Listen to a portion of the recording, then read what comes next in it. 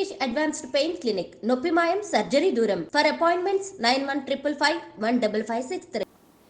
But అలా చూసుకుంటే ఈ ఇండస్ట్రీలో ఉండడం అలాంటి పర్సనాలిటీతో కంప్లీట్లీ ఆపోజిట్ ఫ్లో కదా.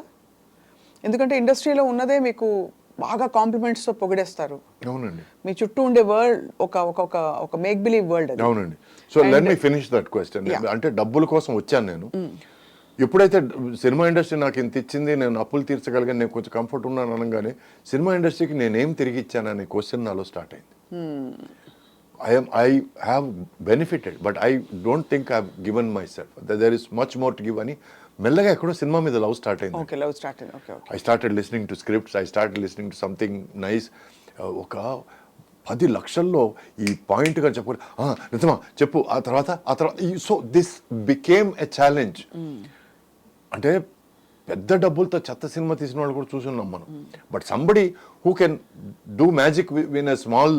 అందుకే నాకు తేజ అంటే అంత ముచ్చటండి. 30 లక్షలతో అప్పుడు చిత్రం అనే సినిమా, చిత్రం కదా అది, అవునవును, చిత్రం చేసినప్పుడు I was the first one to go కౌగిలించుకొని. Amazing, that is value for money. ఎందుకంటే ఎక్కడో ప్రొడ్యూసర్ ఉన్నాడు లోపల తెలియకుండా. బికాస్ కళకి డబ్బులకి పెద్ద సంబంధం లేదండి. You can do it with money, lot of money, you can do it with very less money. So for me I started loving films. So ఆ సినిమా మీద ప్రేమతో నేను సినిమాకి ఏం ఇస్తున్నాను, ఏం చేస్తున్నాను నేను ఇక్కడ అనే క్వశ్చన్ స్టార్ట్ అయింది. So it became the art became more important than money. And నేను ఏమని ప్రామిస్ చేశానంటే మా ఎక్స్-వైఫ్కి, నా అప్పులన్నీ తీర్చేసుకున్న తర్వాత కొంచెం డబ్బులు సంపాదించుకొని మనం వెళ్ళిపోదాం అమెరికా. ఎందుకంటే ముందే అమెరికా వెళ్దామని అనుకున్న మనిషిని తనకు కూడా ఏమిటంటే ఎక్కడో she got disconnected with the film circle. So తను అనింది, okay fine, since you're ready to come then I'm prepared for it అనేది.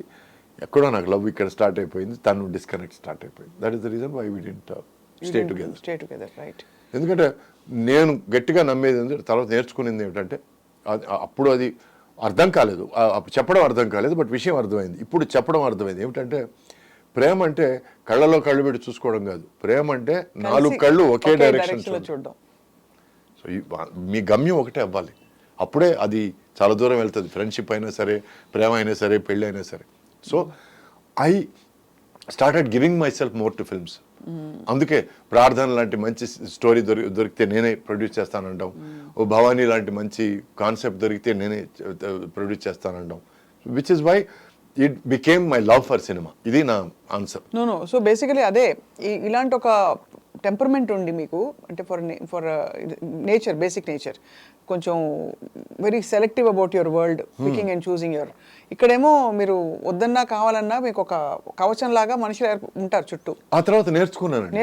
రైట్. ఏమి నేర్చుకున్నానంటే మసలడం నేర్చుకున్నాను మనుషులతో. How to be with them, how to be part of their conversation. అంటే వాళ్ళ జీవితాల్లో ఒక భాగం నేను కాలేను, ఎందుకంటే అంత పేషెన్స్ లేదు నాకు.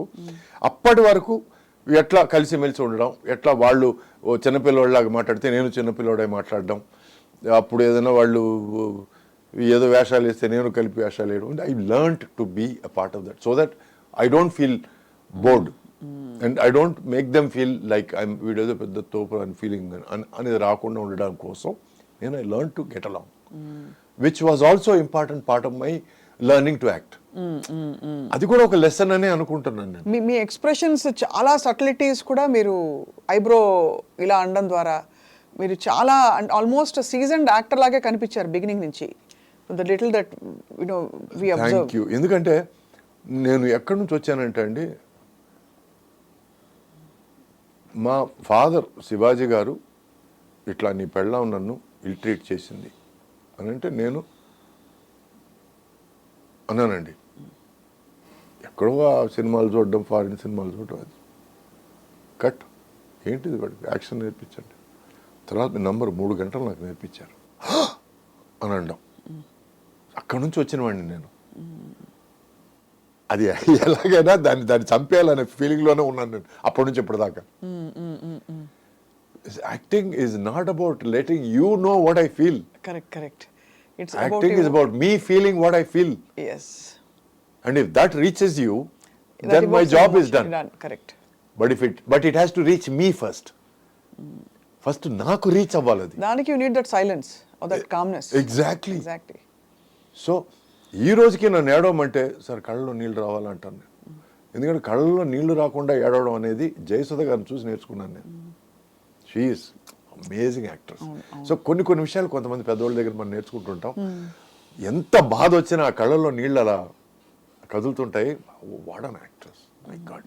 సో ఇవన్నీ చిన్న విషయాలు మనం పెద్దవాళ్ళ దగ్గర నుంచి కొంచెం నేర్చుకోవచ్చు. ఎందుకంటే ఈ ప్రతిదీ దానికి మీరు అలా ఏడిచి డైలాగ్ చెప్తుంటే అని అనిపిస్తుంది మనకి. చాలా హిస్టానిక్ గా ఉండేది. అంటే అది ఒక్కొక్కళ్ళ స్టైల్ కి విడిపోయేది. అవునండి. కొంతమందికి సెట్ అవ్వదు. అందరూ అది చేస్తే ఇంకా నేనెందుకండి, నేనేం చేస్తున్నానండి ఇక్కడ?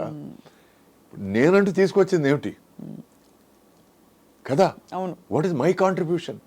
ఏదో వచ్చాడు, తిన్నామా పడుకున్నామా తెల్లారిందో కాకుండా నేను వచ్చాను, డబ్బులు సంపాదించాను, పోయాను అని కాకుండా నేను వచ్చిన దానికి ఏదో ఒకటి నా తృప్తి కన్నా ఏదో ఒకటి చేయాలి కదా. సో అందుకే నేను రొమాంటిక్ సినిమాలు చేసినప్పుడు ఓవర్ యాక్టింగ్ చేయలేదు, కామెడీ సినిమాలు చేసినప్పుడు ఓవర్ యాక్టింగ్ చేయలేదు, డ్రామా సినిమాలు చేసినప్పుడు ఓవర్ యాక్టింగ్ చేయలేదు, యాక్షన్ సినిమాలు చేసినప్పుడు ఓవర్ యాక్టింగ్ చేయలేదు. మళ్ళీ స్టెప్పులు వేసినప్పుడు ఫుల్ డిస్కో డాన్సర్ టైప్ లో ఉన్నాయి కొన్ని. ఎంజాయ్ అక్కడ స్టెప్పుల్లో కూడా అండి, మీరు నమ్మరు, నాకు డాన్స్ మాస్టర్కి మధ్య గొడవలు మామూలు గొడవలు కాదండి. నా పాయింట్ ఏంటంటే అండి, నేను డాన్స్ చేసేటప్పుడు నేను ఎంజాయ్ చేయాలి, ఆ ఎంజాయ్మెంట్ నా మొహంలో కనపడుతుంది అనేది నా ఆర్గ్యుమెంట్ అండి. నువ్వు 1 బీట్కి 2 స్టెప్స్ వేయాలి, అప్పుడే నువ్వు డాన్సర్వి అనేది కొంతమంది దృక్పథం. నీ 1 బీట్కి 1 స్టెప్ వేయాలి. నేను బాగా రిలాక్స్గా ఉన్నప్పుడు డూయట్ సాంగ్ చేసేటప్పుడు నేను 2 బీట్స్కి ఒకే స్టెప్ వేస్తాను నేను. That shows that I'm enjoying my dance. So for me dance అంటే దాన్ని ఆస్వాదించి దాన్ని అనుభవించి చేయడం అనేది డాన్స్. వాళ్ళకి ఏమిటంటే కుప్పిగంతులేసి నువ్వు ఎంత గెంతావు, ఎంత కూర్చున్నావు, ఎంత దేకావు చూపించడం dance. So I'm sorry for the language రఫ్గా ఉంటే, నేను ఎందుకంటే పేర్లు చెప్పడం లేదు కాబట్టి పర్లేదు, కానీ but that is not dance అండి. ఎందుకంటే నేను డాన్స్ అసిస్టెంట్గా ఉన్నవాడిని. ప్రాబ్లం ఏంటంటే వాళ్ళందరికీ తెలుసు ఆ విషయం. సో నీకేదో డాన్స్ తెలుసు అని చెప్పి నువ్వు మాకు చూపించడానికి ట్రై చేస్తున్నావు అని ఆర్గ్యుమెంట్లు స్టార్ట్ అయ్యాయి. ఇప్పుడు అదే ఏదైనా వేరే పెద్ద హీరోనో వాట్ ఎవర్, పెద్ద అని నేను క్యాజువల్గా అంటున్నాను కానీ నో డిస్రెస్పెక్ట్, మీరు బాబుకి ఏ స్టెప్పులు రచితే ఆ స్టెప్పులు చేద్దాం అనేది వేరే. నాలాంటి వాడు దొరికితే నా మీద ఎక్స్పెరిమెంట్, నువ్వు డాన్స్ సిస్టమ్ చేస్తావు, ఈ స్టెప్ వేయడానికి ఏమి, ఈ స్టెప్ నేను వేస్తాను బట్ ఈ పాటగా స్టెప్ సరిపోదు అనేది నా ఆర్గ్యుమెంట్. అయ్యేవా ఆ టైంలో ఆర్గ్యుమెంట్స్? చాలా అయ్యేవి. నాకు నా ఫేవరెట్ డాన్స్ మాస్టర్ వచ్చి శివశంకర్ అండి.